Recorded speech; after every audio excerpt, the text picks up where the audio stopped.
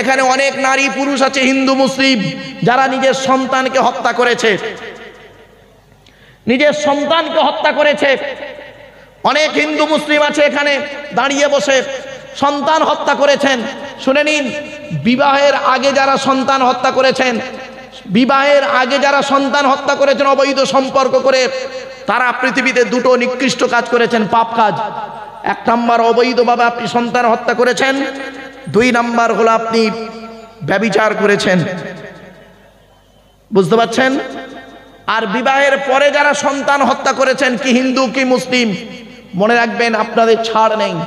সৃষ্টিকর্তা বলছেন ওয়াইজাল মাউউদাতু সুইলাত বিআইয়ি যামবিন কুতিলাত, ওই সমস্ত মৃত সন্তানদেরকে আমি সৃষ্টিকর্তা পরকালে জীবিত করে জিজ্ঞাসা করব, কোন অন্যায়ের কারণে, কোন অন্যায়ের কারণে তোমাদের পিতামাতা তোমাদের হত্যা করেছিল।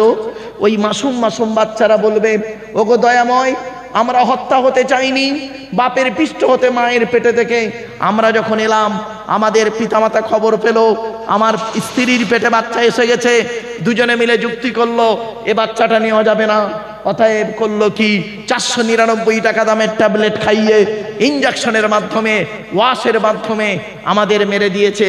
আজকের দিনে যদি নরকে দিতে হয়, আজকের দিনে যদি জাহান্নামায় বা নরকে দিতে হয়, ওই বাপ আর মাকে আগে জাহান্নামায় ঢোকাও, কারণ ওরাই আমাদেরকে হত্যা করেছে।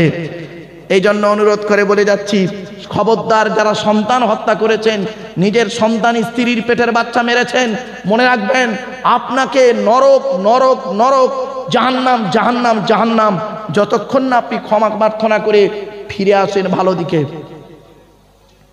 আপনারা কি জানেন সন্তান হত্যা করা মহাপাপ?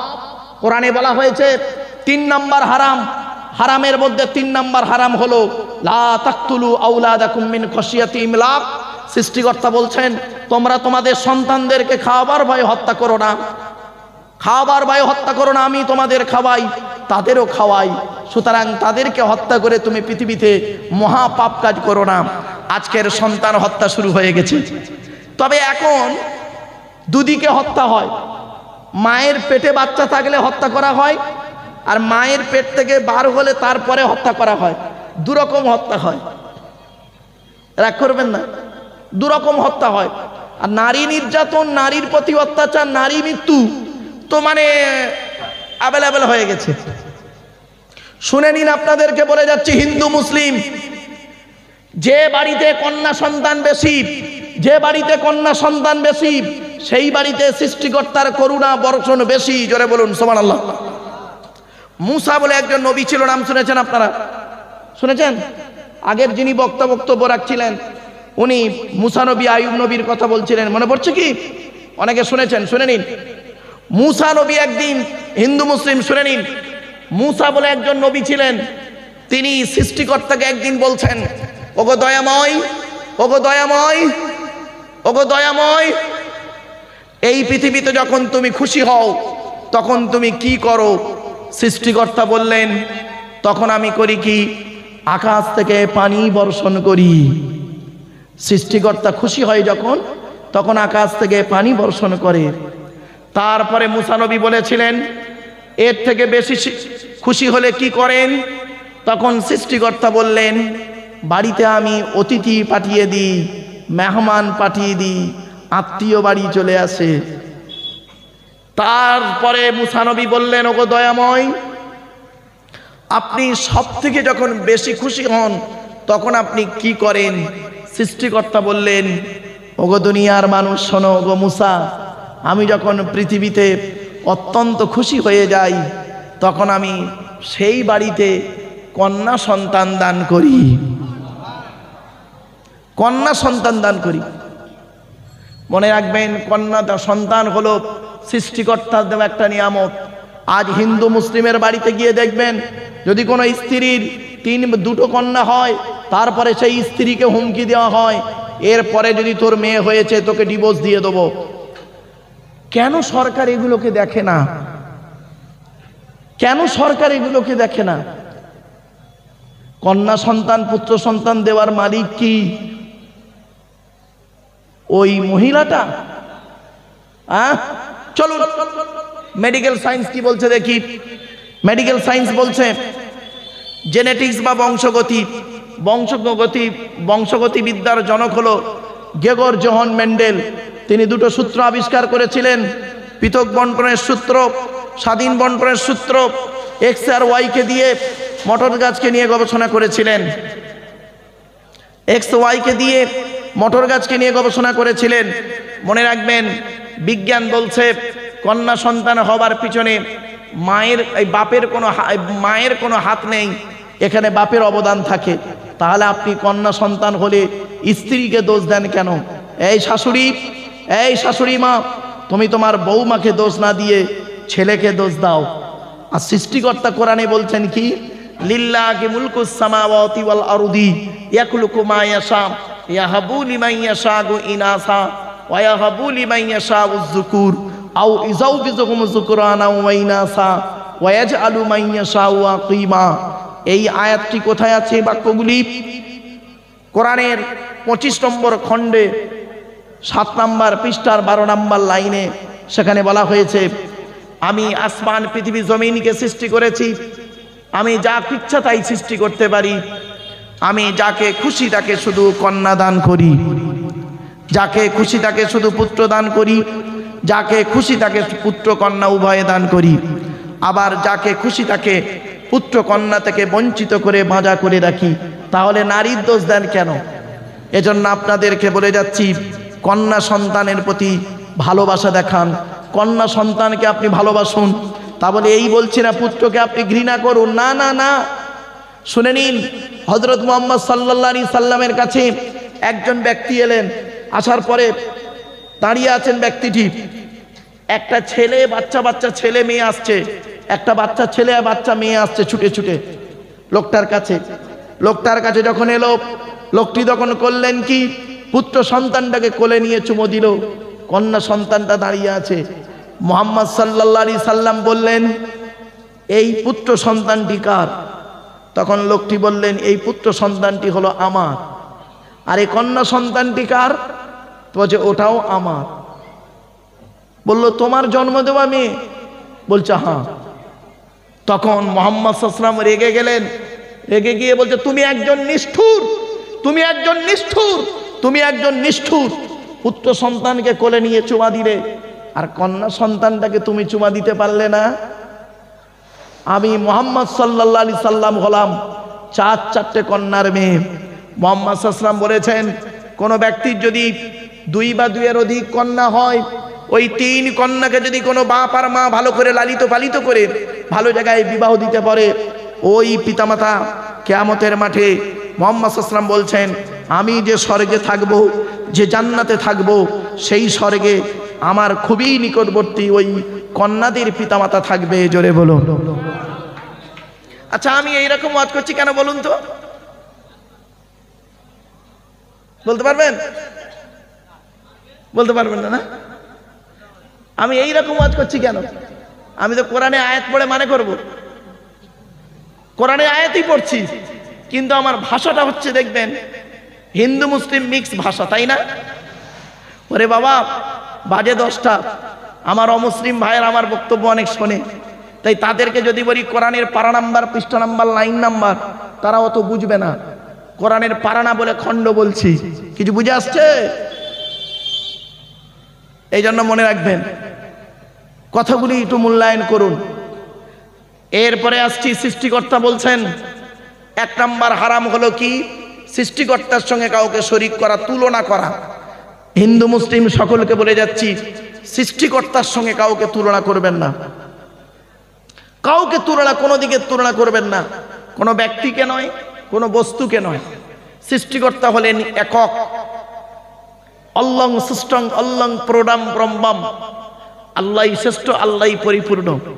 সুতরাং সৃষ্টিকর্তার সঙ্গে কোনো বস্তুর তুলনা করবেন না, সৃষ্টিকর্তার সঙ্গে কোনো ব্যক্তির তুলনা করবেন না, কোনো দিকের তুলনা করা যাবে না। 2 নাম্বার হলো পিতামাতার অবাধ্য হবেন না, গালিগালাজ করবেন না। আপনারা জানেন, একটা ছোট্ট কথা আপনাদের বলি, মুসলিমদের কবরে দিলে আপনারা শুনেছেন মুসলিমদেরকে 3টে প্রশ্ন করা হবে। মান রব্বুকা মান নাবিয়ুকা ওয়া মা দীনুকা, তাই তো নাকি? তোমার রবকে, তোমার নবীকে, তোমার দিন কি? আচ্ছা, মুসলিমদের কি আলাদা একটা প্রশ্ন করা হবে নাকি? মা সিলসিলাতুকা, বলুন বলুন তো, সিলসিলাটা কি? তুই তবলিগ না ফুরফুরা না বেরেলি না জামাতি ইসলামী না আহলে হাদিস, বলবে নাকি? তাহলে কবরে এইরকম প্রশ্ন আপনাকে করা হবে না। কিয়ামতের মাঠে পরকালে যারা উঠবেন, কিয়ামত প্রত্যেককেই তো উঠতে হবে। পরকালে কোনোদিন সৃষ্টিকর্তা প্রশ্ন করবে বুঝি, পৃথিবীতে তবলিগ ফুরফুরা বেরেলি ওয়াহাবি কি ছিলিস? বলবে নাকি? তাও বলবে না। পৃথিবীতে তুই গোল জামা পরেছিস না চেরা জামা পরেছিস, গোল টুপি পরেছিস না লম্বা টুপি পরেছিস, এটা প্রশ্ন করবে? তাও করবে না। তাহলে যে প্রশ্ন আপনার কবরে হবে না, যে প্রশ্ন আপনাকে পরকালে হবে না, সেই প্রশ্নগুলো নিয়ে মারামারি করেন কেন পৃথিবীতে মূর্খের মতো? কয়েকদিন তো বাঁচবে না মুসলমানরা, সেইগুলো মারামারি করেন কেন? গোল টুপি, লম্বা টুপি, চেরা জামা, ফাড়া জামা, এইসব নিয়ে। যে প্রশ্ন আপনার কিয়ামতের মাঠে হবে, কিয়ামতের মাঠে যে প্রশ্নের জবাব আপনাকে দিতে হবে, সেই প্রশ্ন একটু শুনুন তো দেখি, সেই প্রশ্নগুলো শুনুন। পরকালে কিয়ামতের মাঠে আপনাকে দুই ধরনের প্রশ্ন হবে। ক ধরন? দুই ধরন। একরকম প্রশ্ন হবে, একরকম সৃষ্টিকর্তার তরফ থেকে, সৃষ্টিকর্তার তরফ থেকে প্রশ্ন হবে। দু নাম্বার প্রশ্ন হলো মানুষের তরফ থেকে প্রশ্ন হবে। সৃষ্টিকর্তার তরফ থেকে কি প্রশ্ন হবে শুনে নিন। সৃষ্টিকর্তার তরফ থেকে প্রশ্ন হবে, তুই নামাজ পড়েছিলিস, রোজা রেখেছিলিস, জাকাত দিয়েছিলিস, ইত্যাদি ইত্যাদি।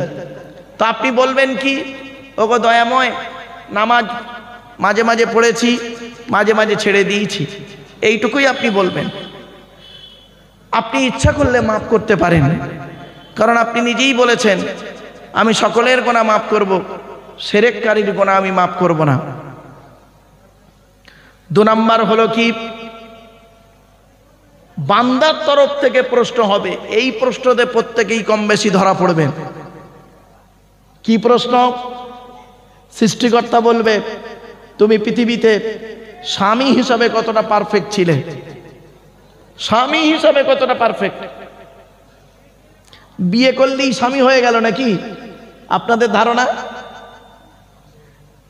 মনে রাখবেন, আমি আমার জ্ঞানে গবেষণা করে যতটুকু পেয়েছি, ইসলাম ধর্মে মেয়ের বিবাহ দিতে গেলে মেয়ের বাপে একটা টাকাও খরচা হবে না। সুবহানাল্লাহ বলেন। আবার বলছি, ভুল বুঝবেন না জানো, অন ক্যামেরার সামনে বলছি, ইসলাম ধর্মে মেয়ের বিবাহ দিতে গেলে মেয়ের বাপের একটা টাকাও খরচা হবে না। উল্টে বরং ছেলের বাপের টাকা খরচা হবে। কি? মোহরানা বাঁধতে হবে, ঠিক না বেঠিক? মাহার বাঁধতে হবে ছেলেকে। তুমি একটা মেয়েকে সংসার করবে, তাকে টাকা দিয়ে তোমাকে সংসার করতে হবে। কোথায় লেখা আছে বিয়ে বাড়িতে 500 জন বরযাত্রী? মেয়ের বাপকে একদম ভিখারি বানানো ইসলাম ধর্মে আছে বুঝি? কোথায় লেখা আছে খাট গদি ড্রেসিং টেবিল আলমারি? কোথায় লেখা আছে 5 লাখ টাকা ইয়াম্মা গাড়ি 5 ভরি সোনা? এই কোরআনে বলা আছে ওগুলো অবৈধ। আর বিয়ের পণ বলেন তো নাকি আপনারা? হ্যাঁ, কি হিন্দু কি মুসলিম? যে ছেলেটা মাধ্যমিক পাশ করলো, নিরুপমার করুণ গল্পটা গল্পগুচ্ছ কাহিনী রবীন্দ্রনাথের লেখা, দেনা পাওনা গল্প পড়ার পরে সে ছেলে যদি বলে মাধ্যমিকে স্টার পেয়েছি, আমার সার্টিফিকেটের দাম হলো 50,000 টাকা, ইয়াম্মা গাড়ি 5 ভরি সোনা, তবে একটা গরিবের মেয়েকে বিবাহ করব, আমি আব্দুল্লাহ মারুফ বলে যাচ্ছি, মাধ্যমিকে স্টার পাওয়া ছেলেটার থেকে যে ছেলেটা 4 পাস করে বাড়িতে বসে থাকে, 4 পাস করা ছেলেটা মাধ্যমিকে স্টার পাওয়া ছেলের থেকে ভালো। তাই আপনাদের কাছে আমি অনুরোধ করে বলে যাচ্ছি, এই পণ প্রথা থেকে মানুষকে, মেয়ের বাপকে অন্তত রেহাই দিন। ছেলের বাপেদের কাছে, কি হিন্দু কি মুসলিম, ছেলের বাপেদের কাছে আমি করজোড়ে নিবেদন করছি, মেয়ের বাপেদেরকে অন্তত এই পণ প্রথা থেকে একটু রেহাই দিন। আজকের কত মেয়ের বাপ তারা কি করছে, মাথার চুল উড়ে যাচ্ছে, কন্যা দায়ে ভিক্ষা করছে। আর তুমি ছেলের বাপ, মেয়ের বাপের টাকায় তুমি দালালতিগিরি করছো। লজ্জা করে না? পণ নিয়ে বিয়ে করেছো। এই কোরআনে বলা আছে সাম্মাউনা লিল কাযিবি আক্কালুনা লিস সুহুত। সুতের তাফসিরে বলা হয়েছে বিয়ের পণ নেওয়া তেমন হারাম, ব্যভিচার করা যেমন হারাম। তাই আপনাদেরকে আমি অনুরোধ করে বলে যাচ্ছি, কথাগুলো একটু মাথায় রাখুন, গুরুত্ব দিয়ে শোনার চেষ্টা করুন। এবারে আসছি, 1 নম্বর প্রশ্ন হলো কিয়ামতের মাঠে স্বামী হিসাবে কতটা ভালো। নবীজি মুহাম্মদ সাল্লাল্লাহু আলাইহি ওয়াসাল্লাম বলেছেন, তোমরা তোমাদের স্ত্রীদের সঙ্গে ভালো আচরণ করো। তুমি যেমন খাবে স্ত্রীকে তেমন খাওয়াবে, তোমরা যেমন পরবে স্ত্রীদের তেমন পরাবে। শুধু তাই নয়, তোমরা স্ত্রীদের সঙ্গে সুআচরণ করতে থাকো। খবরদার স্ত্রীদের সঙ্গে খারাপ আচরণ করো না, স্ত্রীদের গালি দিও না, স্ত্রীদের মারধর করো না। এরপরে নবীজি বলেছেন, তুমি তোমার স্ত্রীকে সুশিক্ষা দান করো, আদবের শিক্ষা দাও, ভাষা শিক্ষা দাও। আমরা তো পুরুষদের শুধু নামাজের তালিম দিই, কই একবারও তো বলিনি স্ত্রীকে নিয়ে তাহাজ্জুদের নামাজটা পড়ি। বাড়িতে গিয়ে করেননি তো কোনো দিন? নিজে তাবারুক নিয়ে বাড়ি গেলেন আর জলসা শুনে বাড়ি গেলেন, স্ত্রীকে কই তো বলেননি, কই নামাজ পড়েছে এশার। আপনি তো নিজেই নামাজ পড়েননি, তা আপনার প্রতি আল্লাহর রহমত হবেই কি করে? সৃষ্টিকর্তা বারে বারে বলেছেন। তাই আপনাদের কাছে আমি করজোড়ে বলে যাচ্ছি, কথাগুলি গুরুত্ব দিয়ে শুনুন। 1 নম্বর হলো স্বামী হিসাবে তুমি কতটা পারফেক্ট পৃথিবীতে ছিলে। 2 নম্বর হলো পিতা হিসাবে কতটা পারফেক্ট। আপনি যে বাপ হয়েছেন, বাপের দায়িত্ব পালন করেছেন, বাপের দায়িত্ব পালন করুন। পিতা হিসাবে কতটা পারফেক্ট? আপনি তো পিতা হিসাবে পারফেক্ট হতে পারেননি। আল্লাহর নবী বলেছেন, প্রত্যেক পিতামাতার দায়িত্ব হলো ছেলে এবং মেয়ের উপরে 3টি। কটি? প্রত্যেক পিতামাতার দায়িত্ব হলো ছেলে এবং মেয়ের উপরে 3টি। 1 নম্বর দায়িত্ব হলো আইয়াকসিনা ইসমাহু, ছেলে মেয়ে জন্মগ্রহণ করলে সুন্দর সুন্দর নাম রাখবে। 2 নম্বর নবীজি বললেন, ছেলে মেয়ে জন্মগ্রহণ করলে কি করবে? তাতে লেখাপড়া শেখাবে, কোরআনের শিক্ষা দেবে। 1 নম্বরের একটু ব্যাখ্যা করে দিই। 1 নম্বরের ব্যাখ্যায় বলা হয়েছে সুন্দর সুন্দর নাম রাখবে, ডান কানে আজান দেবে, বাম কানে একামত দেবে, অর্থ থাকলে আকিকা করবে। আপনি একজন পিতা হয়ে আপনার সন্তানের দায়িত্ব পালন করেছেন কি দেখুন। তারপরে ভাতের আশা করবেন। 2 নম্বরে বলা হয়েছে ছেলে মেয়ে যখন কথাবার্তা বলতে শিখবে তাদেরকে কোরআনের শিক্ষা দেবে। এখানে যত মুসলিম বসে আছেন, রাত 10টা বেজে গেছে মানে আমার অমুসলিম ভাইরা দোকান বন্ধ করে বাড়ির পথে হাঁটা দিয়েছে। মুসলিম ভাইরাই পড়ে আছেন জলসার জন্য বুঝি। চিন্তা নেই, আর কয়েক মিনিটের মধ্যেই তো শেষ হয়ে যাবে আমার বক্তব্য। তারপরেই আমার পরে একজন বক্তা আছেন, তিনি কিছু কথা বলেই শেষ করবেন। এখানে যত পুরুষ বসে আছেন, যত মুসলিম পুরুষ বসে আছেন, দাঁড়িয়ে আছেন, আপনারা, আমার ধারণা বেশিরভাগ পুরুষরা, মুসলিম পুরুষরা কোরআন পড়তে পারে না, ঠিক না বেঠিক? আর বেশিরভাগ নারীরা, মুসলিম নারীরা কোরআন পড়তে পারে, ঠিক না বেঠিক? আচ্ছা, এটা কেন হলো আপনাদের কাছে? পুরুষরা কোরআন পড়তে পারে না, আর মহিলারা কোরআন পড়তে পারলো। জলসা তো পুরুষরা দেয়, মহিলারা তো দেয় না, মহিলারা তো চাঁদা দেয়। কত বড় সর্বনাশটা করেছেন শুনে নিন আপনারা। সর্বনাশটা কি শুনে নিন, গুরুত্ব দিয়ে শোনো। যে কোরআন পড়তে পারে না, যে মুসলিম পুরুষ কোরআন পড়তে পারে না, তার জন্য 6 জন দায়ী। কজন? 6 জন দায়ী। কে কে? 1 নাম্বার, যে নিজে পড়তে পারে না সে নিজে দায়ী। 2 নাম্বার, ওর জন্মদাতা বাপ দায়ী। 3 নাম্বার, পেটে ধরা মা দায়ী। 4 নাম্বার, শ্বশুর দায়ী। 5 নাম্বার, শাশুড়ি দায়ী। 6 নাম্বার হলো যারা বিয়ে দেখাশোনা করতে গেছে ওরা দায়ী। মানুষকে কত রকম ভাবে মারা হয় জানেন? শারীরিক নির্যাতন, মানসিক নির্যাতন। এই মানসিক নির্যাতনটা মারাত্মক।